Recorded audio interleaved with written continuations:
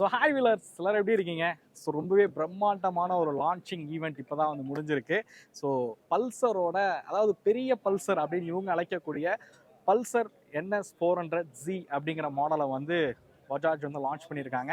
செம பெரிய ஹைப் இருந்துட்டு இருக்குல்ல இந்த வெஹிக்கிளில். அந்த ஹைப்பெல்லாம் இந்த வெஹிக்கிள் பூர்த்தி பண்ணியிருக்கா அப்படிங்கிறத இந்த வீடியோவில் வந்து பார்ப்போம். இந்த வெஹிக்கிளில் என்னெல்லாம் ஸ்பெசிஃபிகேஷன்ஸ் கொடுத்துருக்காங்க அப்படிங்கிறத ஒரு ஷார்ட்டான வீடியோவாக இந்த வீடியோவில் வந்து பார்ப்பீங்க. நம்மளோட லாங் வீடியோ, அதாவது டீட்டெயில் ரிவ்யூ வீடியோ 11ஆம் தேதி வந்து போஸ்ட் பண்ணுறதா இருக்கும். இன்னைக்கு இந்த வெஹிக்கிளில் என்னெல்லாம் அப்டேட்ஸ் கொடுத்துருக்காங்க அப்படிங்கிறத வாங்க பார்க்கலாம்.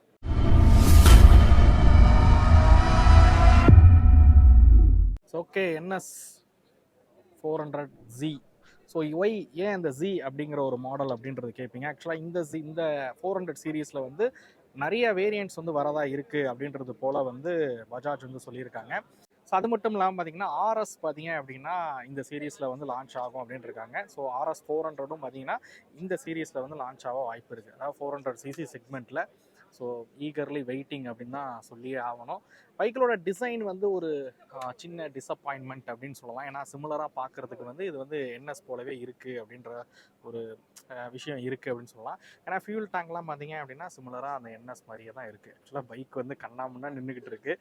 அதனால் உங்களுக்கு சரியாக காமிக்க முடியல. கிட்டத்தட்ட ஒரு 200+ மீடியா பர்சன்ஸ் வந்து இங்கே இருக்காங்க. ஸோ வெஹிக்கிள்ஸ் அவைலபிலிட்டி கொஞ்சம் கம்மியாக இருக்குது. நம்ம ஃபுல் டீட்டெயில் ரிவ்யூவில் வந்து இந்த வெஹிக்கிளை வந்து இன்னும் டீட்டெயிலாக வந்து நம்ம பார்க்கலாம்.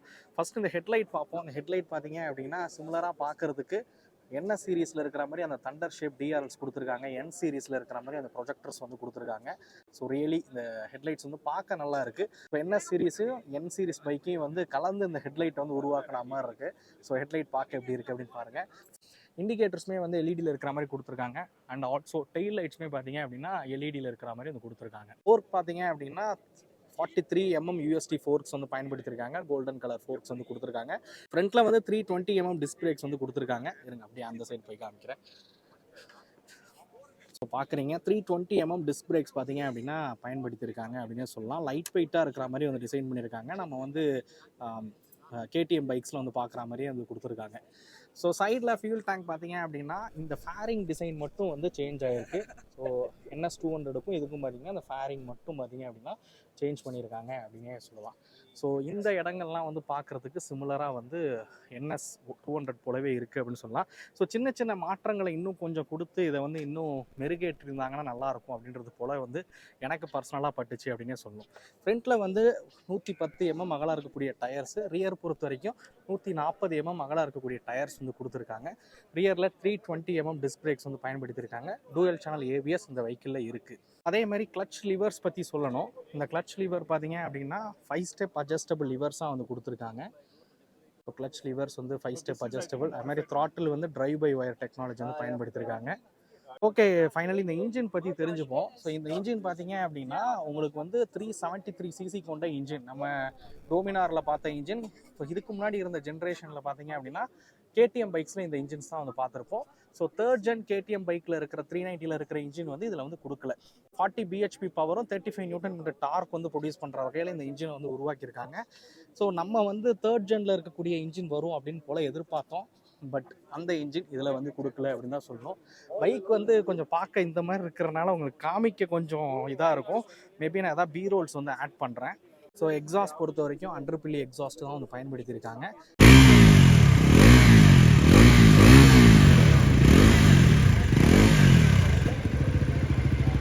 அலுமினியம் ஸ்ப்ரிங் கேம் கொடுக்கல. இங்கே பாக்ஸ் டைப் ஸ்ப்ரிங் கேம் தான் வந்து பயன்படுத்தியிருக்காங்க. ஸோ இதுவுமே வந்து மேபி இந்த ப்ரைஸ் பாயிண்ட்டுக்காக ஒரு சில காம்ப்ரமைசஸ் வந்து இந்த பைக்கில் பண்ணியிருக்காங்க அப்படின்னே சொல்லலாம். இந்த அலுமினியம் ஸ்ப்ரிங் கேமாக இருக்கட்டும், அண்ட் இன்ஜின் வந்து லேட்டஸ்ட் தேர்ட் ஜென்னோட இன்ஜின் இல்லாமல் இருக்கிறதா இருக்கட்டும், டிசைன்லேயும் பார்த்தீங்க அப்படின்னா அந்த NS போலவே இருக்கிற ஒரு டிசைனை வந்து கொண்டு வந்ததாக இருக்கட்டும், இது மாதிரியான ஒரு விஷயங்களை வந்து பண்ணியிருக்காங்க அப்படின்னே சொல்லலாம். பட் பைக்கில் வந்து ரியலி நேரில் பார்க்கும்போது பார்த்தீங்க அப்படின்னா கொஞ்சம் மஸ்குலரான ஃபீல் இருக்குது அப்படின்னே சொல்லுவேன். நேரில் பார்க்கும்போது கொஞ்சம் மஸ்குலராக இருக்கிற ஒரு பைக் போலவே ஒரு டிசைன் இருக்குது. பட் இன்னும் 400க்கு சின்ன சின்ன டிசைன் மாற்றங்களை கொடுத்துருந்தாங்க அப்படின்னா இன்னுமே நல்லா இருந்திருக்கும். ஸோ அடுத்ததான் இதோட இன்ஸ்ட்ருமெண்ட் கிளஸ்டர் வந்து ஒரு கலர்டு ரிவர்ஸ் LCD டிஸ்பிளே மாதிரி பண்ணியிருக்காங்க. பக்கத்தில் ஒரு சின்ன TFT வந்து கொடுத்துருக்காங்க. ஸோ அந்த TFTயில் வந்து நிறைய இன்ஃபர்மேஷன்ஸ், அதாவது ரைடிங் மோட்ஸ்லாம் தெரிகிற மாதிரி வந்து கொடுத்துருக்காங்க. ஏன்னா road, rain, sports and half road அப்படின்னு மொத்தம் 4 விதமான ரைடிங் மோட்ஸ் வந்து கொடுக்குறாங்க. அந்த ரைடிங் மோட்ஸ் கண்ட்ரோல் பண்ணுறதுக்கான கண்ட்ரோலர்ஸ் வந்து இங்கே வந்து இருக்குது. ஸோ ஸ்போர்ட்ஸ் அண்ட் ஆஃப் ரோட்ஸ்க்கு பார்த்தீங்கன்னா ட்ராக்ஷன் மோட்ஸ் வந்து கொடுத்துருக்காங்க. ஸோ என்எஸ் 400Z வந்திருக்கக்கூடிய கலர்ஸ் என்னென்ன அப்படின்றதையும் பார்ப்போம். ஃபஸ்ட்டு இங்கே வந்து பிளாக் கலர். ஸோ இந்த பிளாக் கலர் வந்து பார்க்க ரொம்ப நல்லாவே இருக்குது அப்படின்னு சொல்லலாம். ஸோ ஃபியூல் டேங்க்கில் வந்து சின்ன அந்த graphics change black with red மாதிரி வந்து பண்ணியிருக்க விதம் வந்து பார்க்க ரொம்ப நல்லாவே இருக்குது. ஸோ அடுத்த கலர் பார்த்தீங்க அப்படின்னா இந்த ரெட்டு. ஸோ ரொம்ப சூப்பராகவே இருக்குது அப்படின்னு சொல்லலாம் அந்த ரெட்டு. ஸோ ரெட் கலர் பார்க்க எப்படி இருக்குது அப்படின்றத மறக்காமல் கமெண்ட் பண்ணுங்கள்.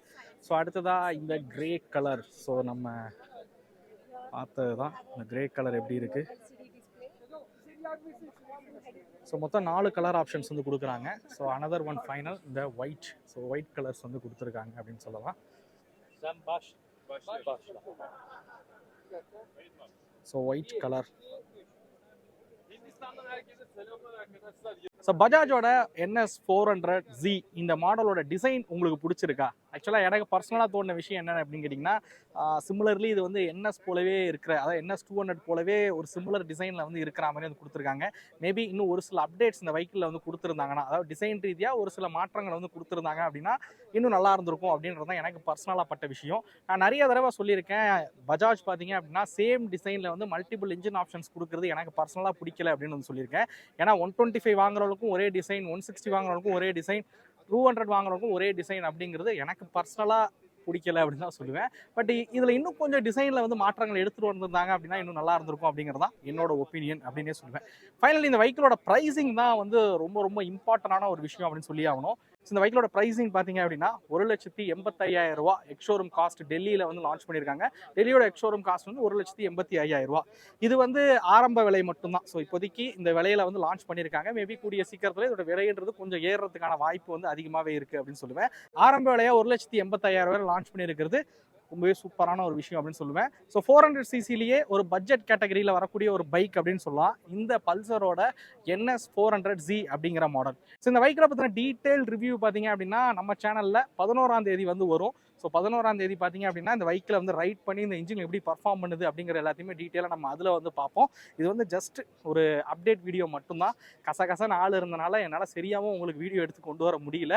ஓகே, நம்ம 11ஆம் தேதி இந்த பைக்கில் பற்றி டீட்டெயிலாக வந்து பார்ப்போம். இந்த வீடியோ உங்களுக்கு பிடிச்சிருக்கும் அப்படிங்கிறத நம்புறேன். இந்த வீடியோ பற்றின கருத்துக்களை மறக்காம கமெண்ட் பண்ணுங்கள். அடுத்த வீடியோவில் சந்திக்கும் வரை தமிழ் வீல்ஸ் மணிகண்டன். நன்றி, வணக்கம்.